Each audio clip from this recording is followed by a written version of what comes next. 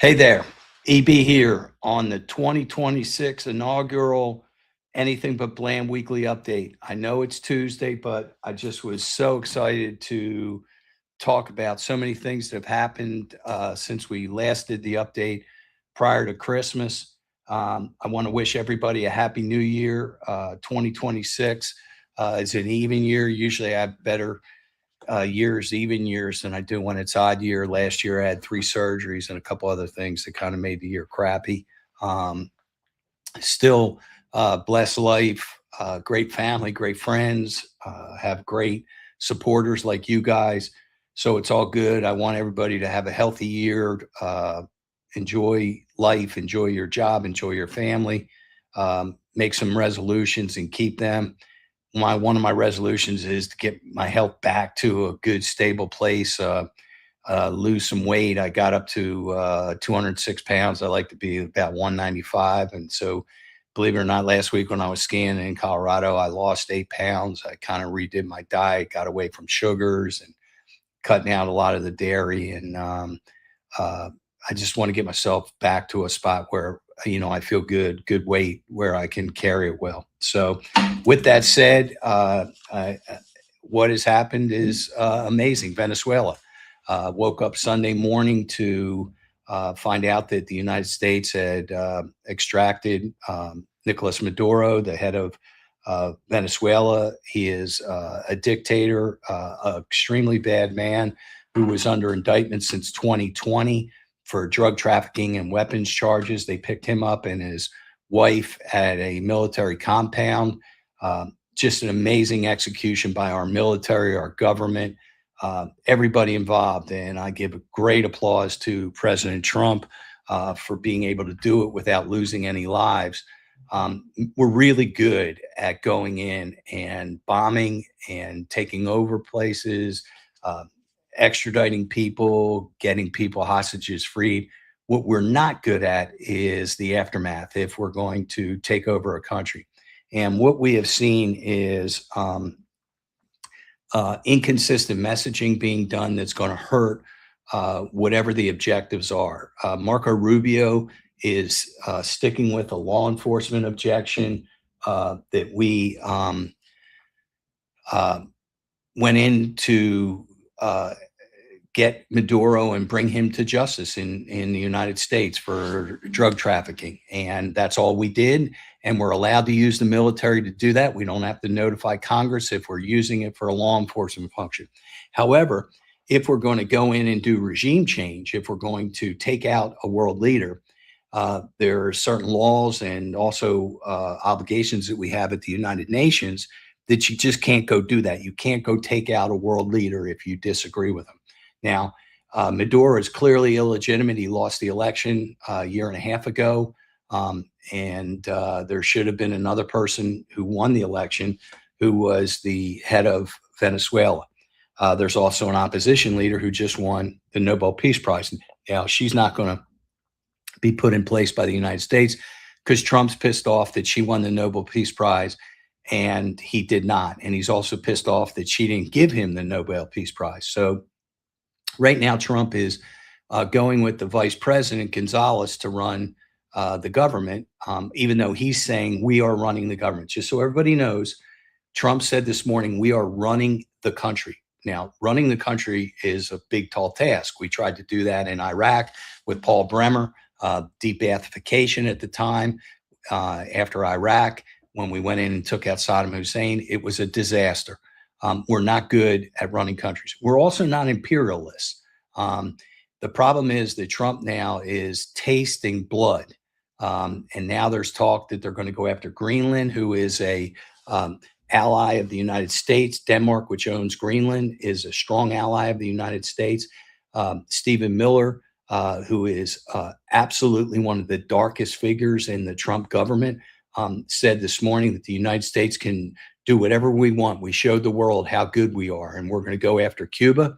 I do believe that's a goal of Rubio because he is Cuban, to finally get rid of that government. I didn't realize the prop up that Venezuela does to Cuba, that they supply a lot of money to Cuba. I didn't realize that Maduro's guards were all Cuban guards. Rubio wants Cuba to fall. Cuba will fall unless the United States, unless Russia or China comes in to help Cuba. Cuba's next. Miller also said we're going after Greenland. He mentioned the Panama Canal. And don't forget, Trump has desires on Canada. So all this is not good for the world. Marjorie Taylor Greene and the MAGA people, that wing of the party, are very upset because Trump ran for office in 2015, again in 2024 and in 2020, that he would get us out of foreign wars, that we're spending too much money on foreign issues. Remember, that was a big issue in Ukraine. He didn't want to spend the money on weapons. Guys, can you imagine how much this cost the United States over the last 5 months to pay off people to get close to Maduro, the weapons that were used on Saturday, the mobilization of all these troops and helicopters, and the bombings that have taken place on the boats since September, our warships, the Iwo Jima going down there. The cost of all of that could have funded Obamacare subsidies for the next 3 years, folks, the next 3 years. Trump likes to say that it was drug related, that's why he went and got out Maduro, because of the drugs. It turns out that Venezuela sends very little drugs to the United States, no fentanyl whatsoever. If it was about drugs, Trump would have invaded Mexico and taken out Claudia Sheinbaum, the Mexican president, because the cartels in Mexico are responsible for 90% of the drugs that come into our country.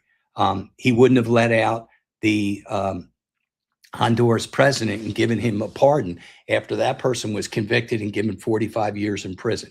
So if drugs were the real issue, which that's been the trope of the of this administration since September, when they were doing these drug boat bombings, they would have gone in and do that. This is not about drugs, and I do give Trump credit because he is at least being honest for an occasion where he says we're going to take over the oil fields. That's what this is about. Venezuela and Ghana have the 2 largest world deposits of oil underneath their ground. Venezuela, United States, Chevron has been in Venezuela for a long time, and then they got kicked out with Chavez. And so we are not able to access those oil fields. Trump wants the oil fields. He said in his press conference that Rubio, Dan Kane, and Pete Hegseth were going to run the country. And yesterday he added to that Stephen Miller, who's, again, I think one of the most dangerous people in his administration. He's a sick guy. This stuff he says about immigrants and about the border and different things are highly, highly inflammatory.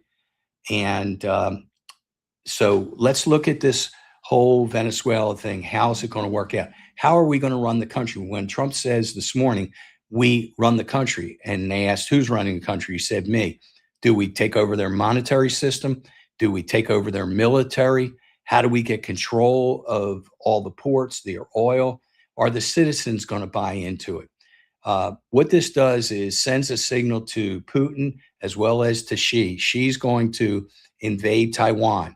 Last week, they did military exercises and justify invading Taiwan by saying, look, Trump did the same thing to Venezuela. Putin is now going to become more emboldened with what he's doing in Ukraine. Wouldn't surprise me if they go and try to extract away Zelensky. This gives a green light to countries across the world to go invade their perceived enemies and do it under the justification that Donald Trump did it. Yesterday he said that the oil companies are going to go in and spend all the money to refortify the equipment, the machinery, everything to get to this large deposit of oil. And I just learned at lunch that the oil in Venezuela is called dirty oil. It takes a lot of process to refine it and clean it, and that the oil companies are not really wild about it because it is the dirtiest of the world's oil. Trump said that the oil companies were going to pay for all this. This morning, he said on his own that actually the government's going to pay for it and reimburse the oil companies. Don Bacon, who is from Nebraska, a House member, he is a former brigadier general. He is retiring from Congress. Turns out that he said Stephen Miller said the dumbest thing in the world, that we're going to go after Greenland and the Panama Canal, that these are our allies and that he should keep his mouth shut. And I just learned that due to a death and an accident, a serious accident that took place, the Republicans only have a one-seat majority in Congress, which is interesting. If these public statements are made that we're going after regime change and we're going after the oil fields, that could be problematic for the prosecution of Maduro. Again, what kind of proof do they have that Maduro is dealing drugs? What kind of proof do they have that he's guilty of weapons charges? It's the Pottery Barn principle, folks, that if you break it, you own it. Well, we've broken it. So the question is Gonzalez, the vice president, who Trump has said will be, just she took her oath to become the president, even though she's making such inflammatory statements about Donald Trump in the United States in public, privately, is she's saying, I'll do whatever you want me to do, President Trump. That's going to be interesting. Again, we have the conflict between Rubio and what he's saying and what Trump and Stephen Miller are saying about Rubio wants to limit this as to nothing more than using the military for picking up a charged criminal, whereas Trump is saying we're using the military and Stephen Miller to take over a country. It's going to be very interesting to see how this all pans out. Maduro and his wife, they chose Barry Pollock, who was the lawyer for Julian Assange. He was the one that dealt with the revealing of the secrets, and had to spend, I think, 6 years in some embassy, and then he's was extradited, and I think he's not going to be charged. That is his lawyer. The next hearing for this is March 17th. What's interesting is Susie Wiles said a week ago or a week and a half ago when she was interviewed, she's the chief of staff of Trump. She said that if the United States is actually going to go into Venezuela, into their country and do things, they would have to get congressional approval. That's where this War Powers Act is really going to come into play. Trump acts with impunity, doesn't care about going to Congress. In fact, we learned this morning that he discussed going into Venezuela with the oil companies in advance of last Saturday and never discussed it with Congress. What he said is, if we were able to go into Venezuela and we were able to get rid of Maduro, would you guys go back in and run the oil fields? Extraordinary to me that he would talk to private citizens and for-profit companies who aren't bound by confidentiality and classified information before he would talk to Congress. He didn't give up when we were going to go in. He didn't say what time we're going to go in. But the fact that he discussed this with them is just absolutely extraordinary to me.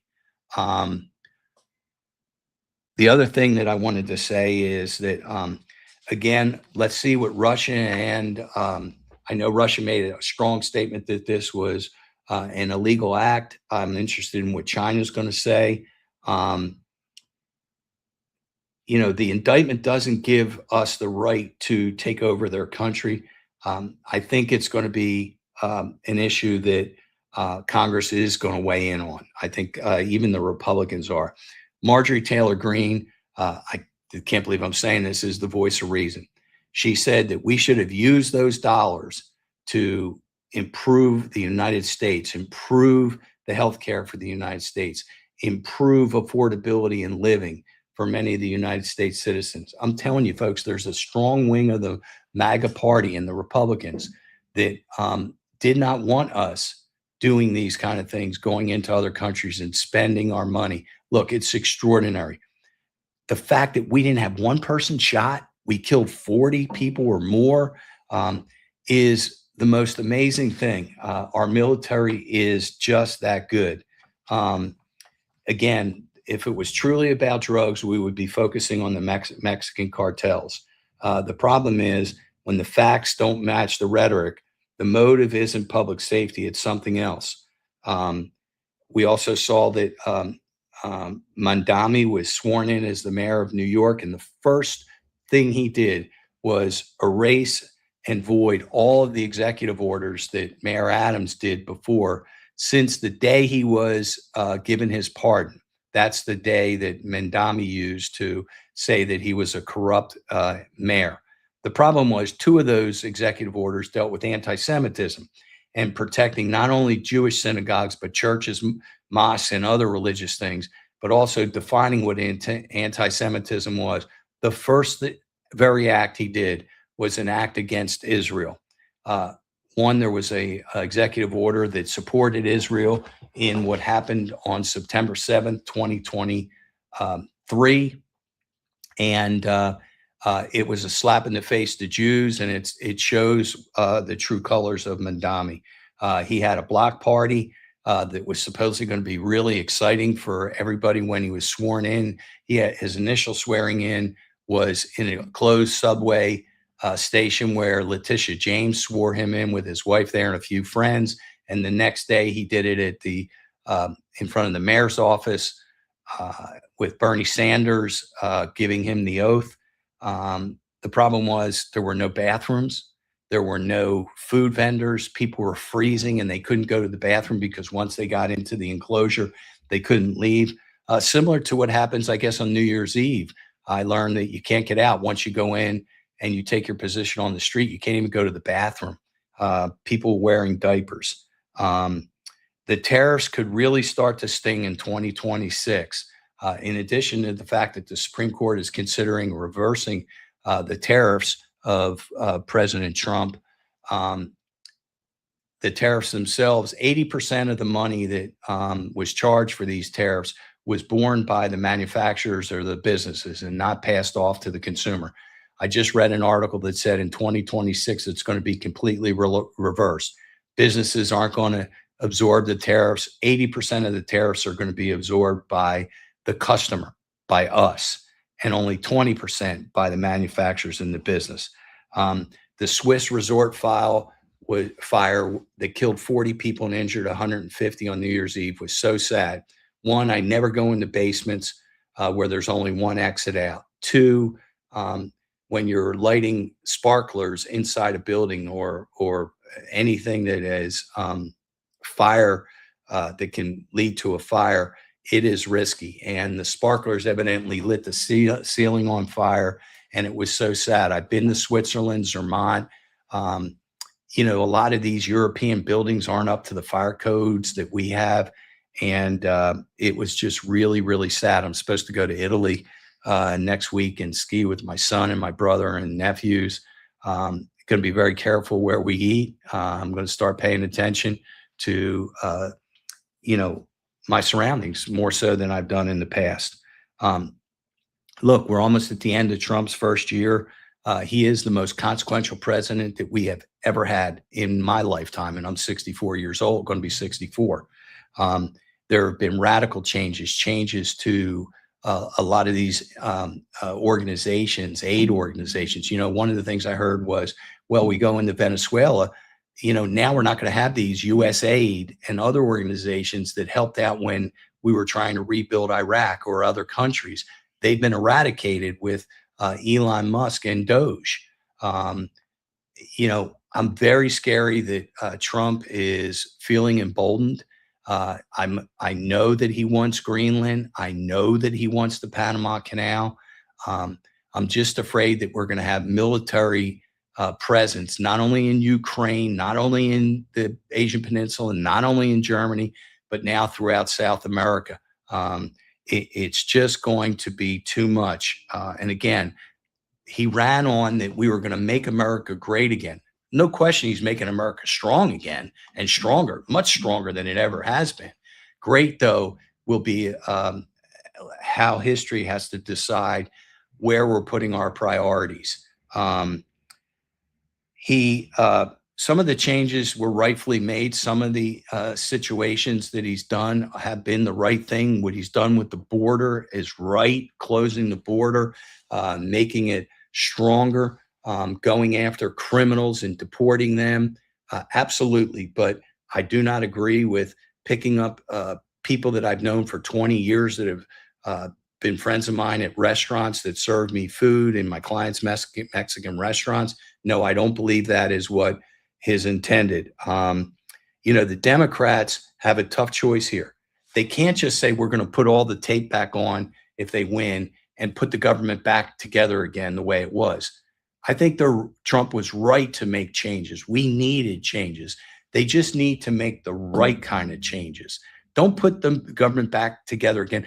Don't, reemploy 40,000 more federal workers if a more streamlined operation is correct, so that the threading of the needle that the Democrats have to do is run on affordability, say that there is change that has to be made in the government departments and agencies, but not the way that Trump was doing, and lay out their plan.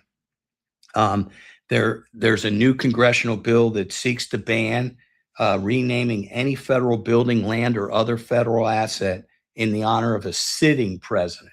And that is in connection with Trump naming the Kennedy Center the Trump Kennedy Center. Again, I do not like naming buildings, and I use the Joe Paterno example, after living people. We don't know how the story is going to end.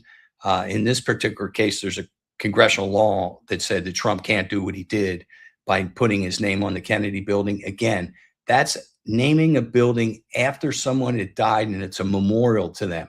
Trump can name a new bridge after himself. He can name new fleets, new ships after himself, even though he doesn't know how to design a ship. He said he's going to learn how, he's going to design all these new aircraft carriers, the Trump fleet. He can do anything he wants by putting his name on them, but not on like the Lincoln Memorial. Why doesn't he call it the Trump Lincoln Memorial? That is where it's one step too far. Trump also launched deadly Christmas Day strikes on Nigeria. He called them terrorist scums. He went after people who persecute Christians in Nigeria. That's good, but many countries persecute religions. In the Middle East, they persecute the Greek Orthodox Church, and many Middle Eastern countries persecute Christians and Jews that are not a Muslim belief. So if that's the benchmark or the yardstick that you're going to go in where people are being persecuted because of their religion, you'd almost have to do that in every country in the world. Trump also did retaliate in connection with the Syrians who killed 2 American troops, servicemen, and injured another. He went in and he nailed ISIS. He has bombed a lot of countries, folks. We're talking Syria. We're talking Nigeria. We're talking Iran. We're talking about participating in the Palestinian bombing. We're talking about Venezuela. And he's not done yet. He's talking about a second wave coming in Venezuela if they're not going to turn over the oil fields. General Mark Kelly, what they're trying to do and censor him. Pete Hegseth is trying to censor him for when he got on TV and said that to the armed forces that you are only duty bound to follow lawful orders and you're duty bound not to follow unlawful orders. Pete Hegseth, who's the head of the Department of War, former Department of Defense, said he's going to censor him. It's funny. I just saw a whole montage of talk shows that Pete Hegseth did 10 years ago when he was a Fox News host, where he said to the troops, you are not required to follow illegal orders. And that was in reference to Barack Obama. Now Hegseth is going after Mark Kelly. All he's going to do is elevate him as being a hero. People are very, very upset about what has happened. Don Bacon, who is a former retired brigadier general from Nebraska, who's retiring, he's coming out very hard against what we did in Venezuela and what's being said about how we're going to run the country. CIA, what we did by getting inside and getting close to Maduro, the fact that he was living in a military compound and not in a palace shows that he knew that his life was in danger. How we were able to get close enough to him through paying off people is extraordinary. Trump also suggested, after he did his Kennedy Center, I'm not calling it the Trump Kennedy Center. I will never call it the Trump Kennedy Center, which, just like I'm not going to call it the Gulf of America, it's the Gulf of Mexico. Trump suggests that he should quit as president and make hosting his full-time job. He gushed over the Kennedy Center performance.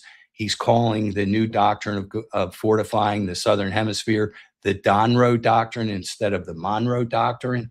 I believe that Governor Tim Walz needs to be held accountable for the Somali disaster of the child health care, including a $4 million daycare center with no kids and a misspelled sign, instead of it being the Learning Center, Learing, the Leering Center. Ilhan Omar, she faces an investigation.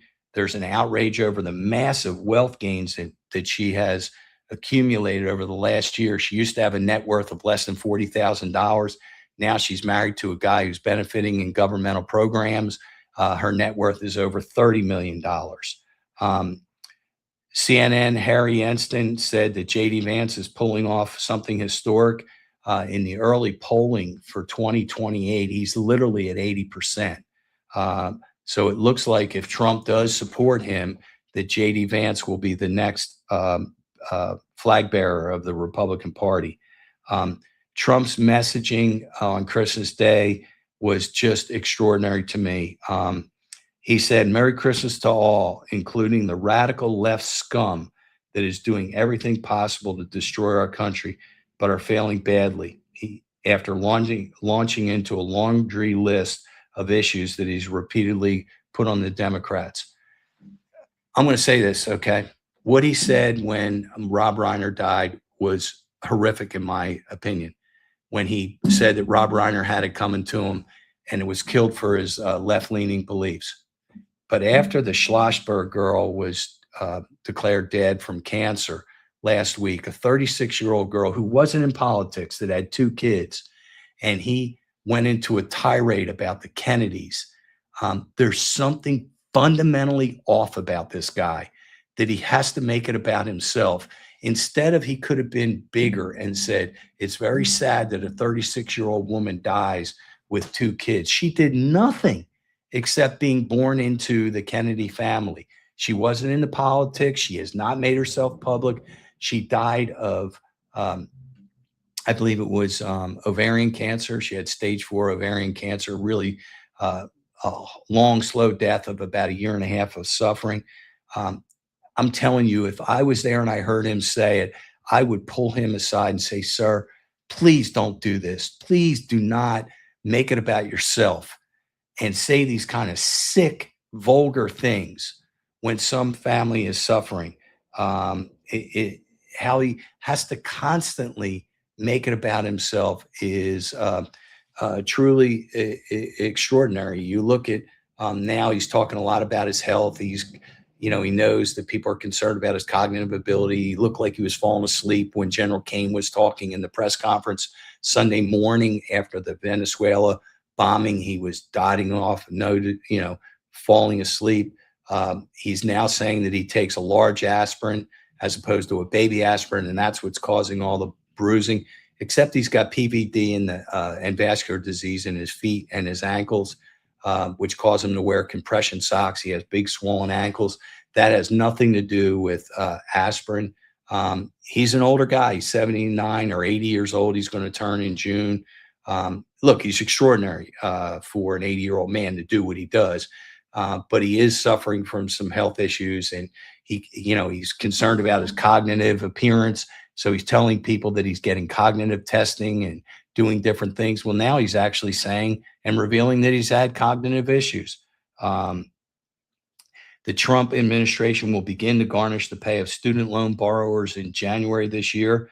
The Department of Education said, I totally agree. If you took out a student loan and you are having a job right now and you can't get a deferment on the payments, you are defaulting and you should have repercussions.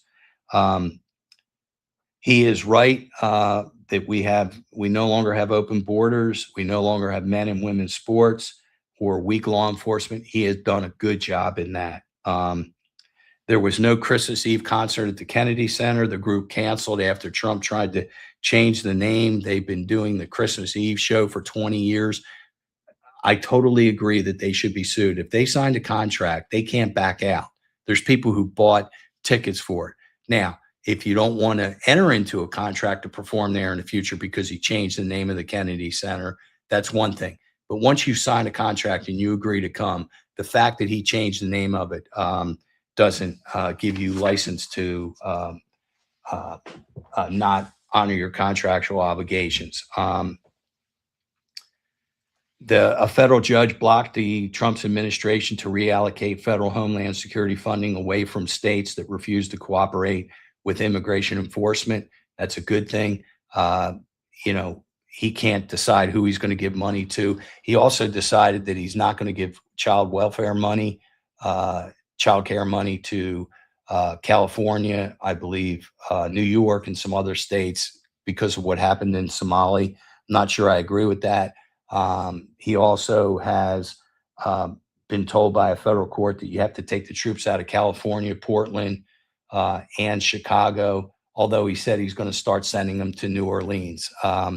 He clearly is going to defy the courts, but he said that I'm going to take them out of there because there's no more crime in these cities, and as soon as the crime comes back, he's going to put them back in. It's been 11 months since Robert Kennedy has wreaked havoc on our nation's vaccination policies and health programs. He's canceled hundreds of millions of dollars of investment into mRNA vaccines, including one that would have improved our ability to fight the next flu pandemic. He's fired a 17-member advisory committee on immunization practices and took a majority of the doctors off there and put political appointees on there that are ideologically impure in my mind. By the way, Virginia, I paid off my student loan that I took out for law school within 2 years. So I wanted to make sure that Virginia Rodriguez just pointed that out. What has he done? He's rescinded recommendations on flu shots containing thimerosal, which is a preservative that keeps the multi dose vaccine bottles free of bacteria. There have been long studies that this is safe. We've used it for nearly a century. A decade's worth of data said it's safe. He's rescinded the longstanding recommendations on measles, mumps, rubella, and chickenpox. This morning, he said that there's going to be less vaccines given to children. Stop recommending COVID-19 vaccines for healthy people. Change the recommendations for hepatitis B, which we already know for newborns saves at least 200 deaths a year. I think the guy's more dangerous than the president of the United States at this point. Vaccines are a triumph of human ingenuity. We've cured polio, we've cured mumps, rubella, yellow fever. If he takes us down this course continuously, I think there's going to be future generations that are going to suffer. Trump's ex-wife, Marla Maples, complained about Jeffrey Epstein's presence at Mar-a-Lago long before any of the allegations of his unlawful conduct ever became public. That's when Trump was married to Marla Maples in the 90s. Trump is considering wearing a military uniform that's custom made for him, representing all the different branches. He is not a military officer, folks. He's a draft dodger. He's Donnie the draft dodger. He had 5 separate deferments because of flat feet. He didn't want to serve. He is not a military person. I would never put a military uniform on when I didn't earn it. And I have not earned it. It's the one lament in my life that I was not in the military. I would have, if I was called to duty, I believe I would have, but I am not a military person. And I think it's a disgrace if he would ever put on a military uniform. Trump said the following: Merry Christmas to all, including the many sleazebags and scumbags who loved Jeffrey Epstein, gave him bundles of money, went to his island, attended his parties, and thought he was the greatest guy on earth, only to drop him like a dog when things got too hot. Trump has falsely claimed that he had nothing to do with him, didn't know him, said he was a disgusting person, when it's actually the one that Trump dropped Epstein when it became fashionable to do so. He clearly flew on his plane many times. Clearly, now that we know Marla Maples complained about him being at Mar-a-Lago, that there's so much more that we have to find out about everybody involved with Jeffrey Epstein. The DOJ is currently in violation of the law. They have not produced all the documents. Now they claim there's 2 million more documents that they're finding into.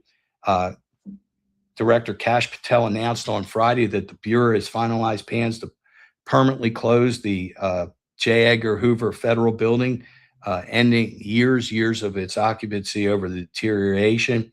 The FBI has scrapped a nearly $5 billion proposal to construct a new building that it would have opened in 2035.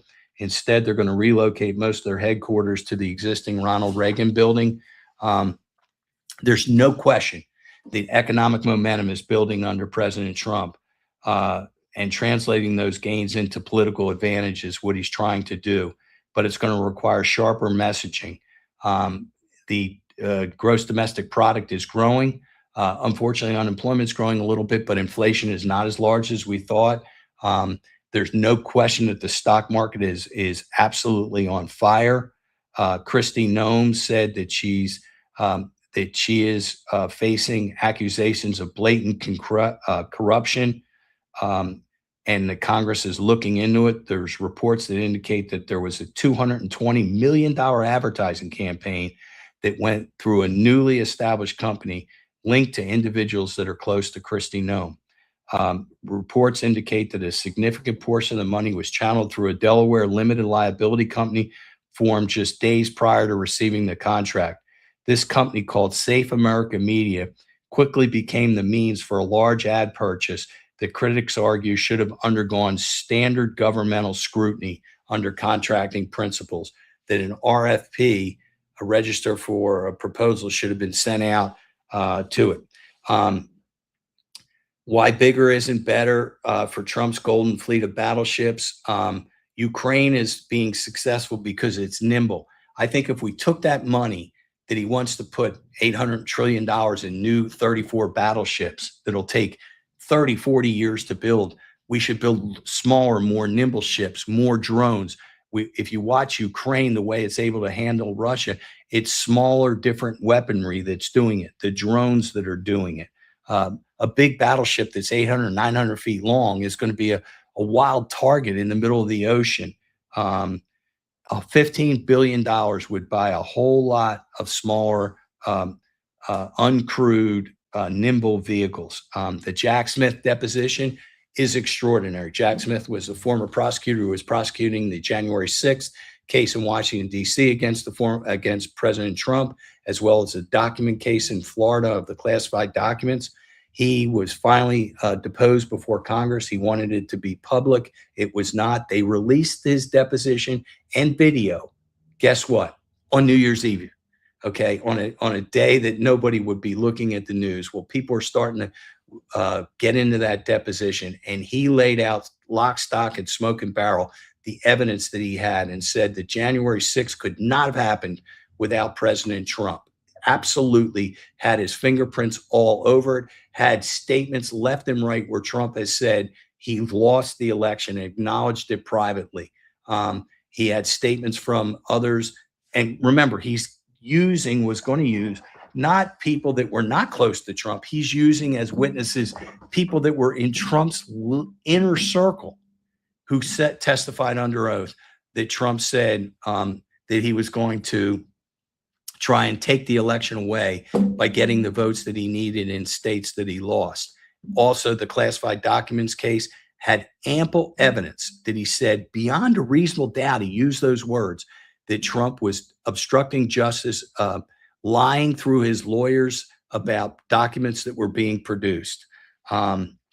Marjorie Taylor Greene has just come out and said that Mike Johnson is under the thumb and direct orders from the White House, that he will do nothing unless the White House approves what he's doing and that the White House is telling him what to do. He will not listen to the Republican caucus. Michigan hired Kyle Whittingham. I think it's an unbelievable hire. He was with the Utah football team as their head coach for 21 years. Utah's been an amazing offensive juggernaut. I think he's going to do a great job at Michigan. I think it's a great hire.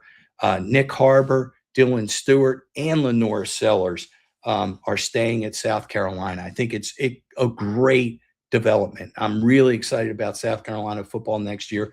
Not excited about Clemson football. They're supposedly going to be hiring Chad Morris as their new offensive coordinator. And they hired Freddie Kitchens, the former coach of the Cleveland Browns, who was the offensive coordinator under Bill Belichick at UNC, and he was fired. They're hiring him as an offensive coordinator. So all Dabo does is retread old people or people that have been with his program instead of going out and getting new blood. So I am not motivated at all. Clemson has lost a starting defensive back, a starting defensive tackle, a starting wide receiver, and a couple other starters to the portal. Cowboys legend Tony Dorsett, who was 10th on the all-time rushing list, he got passed by Derrick Henry this year of the Baltimore Ravens. Derrick Henry is amazing. He had more carries. I thought he was worn out when he was with Alabama. He had more carries in his 2-year starting running back than any running back in the history of college football. And now he's a 10-year veteran because he spends so much money in keeping himself in shape. He's reformed his body. He had 260 yards and 4 touchdowns a couple weeks ago. He's unbelievable. I talked about Tatiana Schlossberg dying when Trump went on his Kennedy ramp. He threw a Carol tantrum by reposting insults to the Kennedy Center after Carolyn Kennedy's daughter died of cancer. He's upset about the backlash of the Kennedy Center that has taken place. And again, to repost these things about Tatiana after she died was disgusting. Attorney General Pam Bondi fired a senior ethics official in the Justice Department after he advised her against accepting gifts. It's becoming commonplace, folks, between Kristi Noem, and we already know about the grifting that Trump is doing, that his net worth has increased from $2 billion to $7 billion in 1 year, and he's doing business with companies that he's investing in. It's just open season to go bribe and take gifts. There's multiple strains of the flu spiking across the country. And Robert Kennedy is authorizing the CDC and the HD to lower childhood vaccinations. Every day is a new low, folks. In November of midterm elections can't come soon enough. Brooks Koepka is leaving the Live Tour. That's going to be really interesting. Does he have to pay back 1/3 of the supposed $200 million that he got to go over there? His world ranking has dropped like a lead balloon. Yes, he won the 2023 PGA, but he has not really competed in the majors, missed a lot of cuts, hasn't been at the top of the leaderboard, and he used to be at the top of every major. The PGA Tour said that you have a 1-year suspension period if you leave the Live Tour before you could come back into the PGA Tour. That's going to be a problem. And I think he could play in the majors and in some DP World events. The reason they're not going to let these Live Tour players back in is because so easily is because the PGA Tour players are going to start to have an ownership piece in the PGA Tour. Bridget Bardot, who is one of the original sex symbols, she died at 91 years old. Tommy Lee, who is an actor, by the way, he was the roommate of Al Gore at Harvard University. Never knew that. His daughter, Victoria, died of a suspected overdose.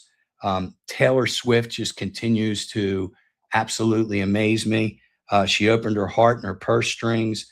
She inked a 7-digit checks to various charities fighting hunger, cardiovascular disease, first responders, and struggles of fellow artists. In addition, I heard that she gave over $190 million to her entire tour entourage from the Eras Tour, which just shows what kind of person she is. Diego Pavia, who is the quarterback for Vanderbilt, filed a lawsuit to continue playing college football because he claims that he was with a junior college program that shouldn't have counted towards his eligibility. The NCAA is a paper tiger at this point. They are not afraid. They're afraid to be sued. You're seeing players that now have been in college for 7 years. You remember the joke in Animal House when John Belushi said 7 years of college down the drain, and everybody looked and said, seven? Well, there's a lot of football players now that have been in college for 7 years that are 25 years old and 26 years old. We already talked about the Baylor player that went to the Knicks in their summer development league, was drafted, played overseas in Europe, in France, and was paid, and now is back at Baylor University. Can LeBron James go back and play college basketball? Can LeBron James go back and play football? LeBron never used up his college eligibility. The portal is absolutely killing college football. Nick Saban is right. Think about that. The portal's open from January 2nd to January 15th, but we have all these programs: Ole Miss, Oregon, Indiana, in the college football playoff. These assistant coaches, and Mississippi has 5 or 6 assistant coaches that are supposed to go to LSU. They can't go contact other players during this period because they're coaching their teams. Nick Saban says that the portal should be open in April, in the off season, when coaches are not constrained by their existing duties. I believe it's ruining college football. I believe when you see 1/3 of every roster being overturned every year, I think it's bad for the game. Certainly, Lane Kiffin is embarrassing himself. His transition has not gone well. I don't think he's getting the players that he thought he was going to get in the portal. Lenny Dykstra, who used to be one of my favorite players, his nickname is Nails, played for the Mets and then the Phillies during the World Series. He got busted for drugs. His whole life since he stopped being a player, he's been arrested for prostitution, drugs, other things. We just got done the Mini Driver series on Netflix called Runaway. It's unbelievable. She's a great British actress. It's a great series. You've got to watch it. Marcus Freeman is returning to Notre Dame, a great coach. It's bad for NFL teams because they wanted him to go into the pros. I think he'll coach maybe 1 or 2 more years before he does go into the pros. The bowl games were fascinating. The coach of Indiana reminds me of Nick Saban. Indiana, the Mendoza, the quarterback, is going to be the first pick in the draft. So far in the NFL, Todd Bowles got fired. Pete Carroll's going to be fired. Kevin Stefanski for the Browns is going to be fired. It's going to be interesting to see if Mike Williams, who was with the coach of the Miami Dolphins, is going to be picked up by another program. Also, Raheem Morris, the coach of the Atlanta Falcons, was fired. And remember, they hired him instead of Belichick 2 years ago. And I would really like to see either Mississippi or Indiana win the national championship. That's going to come up in November 19th. We have some games this week. Here are some audience questions. Happy New Year, Eric. I listened to the latest True Sunlight, and Mandy discussed Alex Murdaugh, co-conspirator Corey Fleming, being released months early from prison, possibly in February. Do you think this is more of the good old boy system?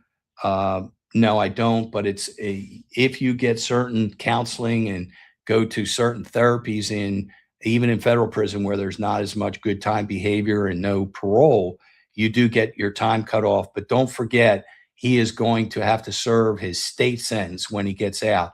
I think they're going to let him get out and serve the rest of his federal sentence under home arrest with a ankle bracelet on. Nicholas Maduro pleads not guilty in New York as Trump suggests that he suggests that he was kidnapped. Again, I spoke so much on Maduro. What are the legal consequences of kidnapping a foreign leader? There are a lot. The United Nations prevents it because we don't want countries just going in and taking out world leaders because we'll just constantly deal with that. I think that it could legally hurt his case. The more that Trump and Stephen Miller say, hey, we own that country and we're taking over the government and we're taking over the oil fields and the military does what we want, it's going to inure to his defense.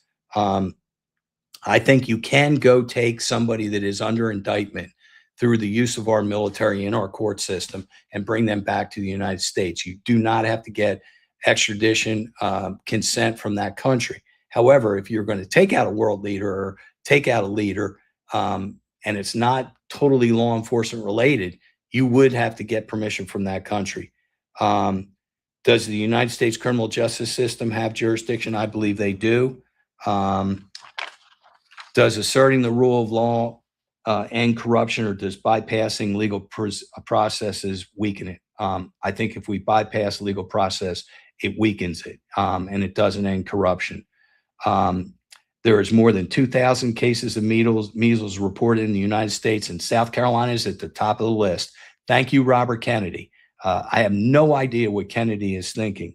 How does misinformation intersect with public health law when outbreaks spread? We have misinformation coming from the Department of HHS constantly every day. Today, we had it about vaccinations. At what points does personal choice collide with government's responsibility to protect public safety? It doesn't.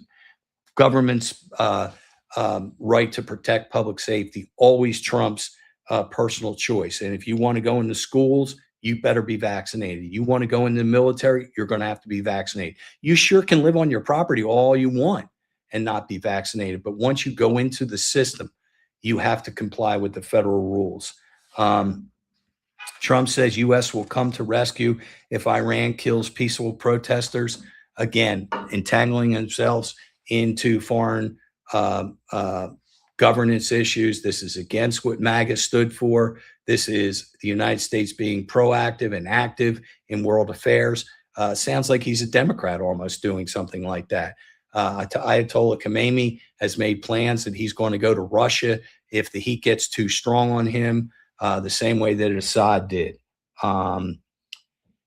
Interesting that United States cuts the proposed tariffs on pasta, furniture, and cabinets on the first of the year. Trump didn't give an explanation why, but obviously the tariffs on pasta are something that are pretty upsetting to many in the restaurant industry and those like me that love Italian food. The FBI thwarted a potential terrorist attack plan for New Year's Eve in North Carolina. I thought that was great work by the FBI.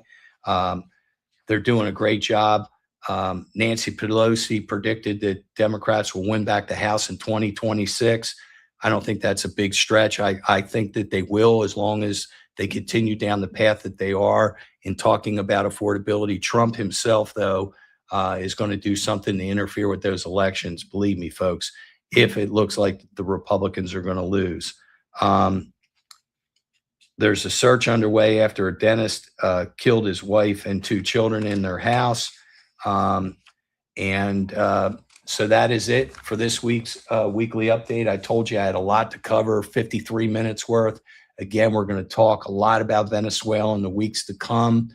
I sold a lot of books, anything but Bland, over the Christmas holiday. People evidently bought them for their loved ones or themselves. So thank you so much for that. My law firm, www.blandrichter.com, is here to help with any legal needs that you need for litigation. The only thing I don't do is estate work. I don't do tax work or family court law work, but I do pretty much everything else. I'm very interested in what's going to happen. Scared for, are we going to get imperialistic? Are we going after Greenland? Are we going to go after Cuba? I'm just worried that we're stretching ourselves too thin and that the enemies of the United States are going to unite against us. Not do it singly, but do it together collectively. Virginia Rodriguez said that the law and the Constitution doesn't apply to Trump and his Trumplicans. 50% of the voters are okay with this. This is a scary time. I agree. Naomi McMillan said, loved your update as usual. I don't think this administration has the capacity to even understand the ramifications of what they started with Venezuela. I tend to agree with you. So everybody have a great week. I appreciate you listening. Take care.